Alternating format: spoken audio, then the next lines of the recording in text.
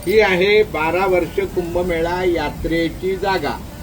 हे रामचंद्रजी सीतामाता दर्शन, ब्रह्मतीर्थ, शिवतीर्थ, विष्णुतीर्थ, मुक्तितीर्थ, अग्नितीर्थ, सीतातीर्थ। सीतामाता अंघोळीची जागा, याला सीतेची नाणी असं म्हणतात। कपिल भगवान तप करून नदी आली कपिला, नाशिकहून गोदावरी, 2 नद्यांचा कोपऱ्यावर संगम। ज्यावेळेला रामचंद्र भगवान वनवासात आले त्यावेळेला त्यांनी सीतामातेला आदेश केला, आपलं मूळ स्वरूप अग्नीमध्ये गुप्त ठेवा।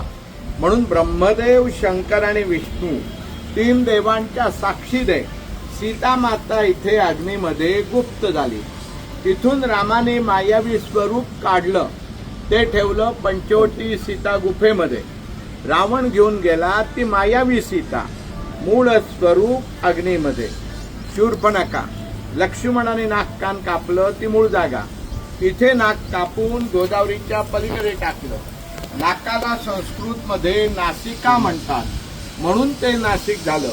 पावसाळ्यात इथलं दर्शन बंद होतं, म्हणून वरती पुतळा। आले हात, देवाला हात जोडा।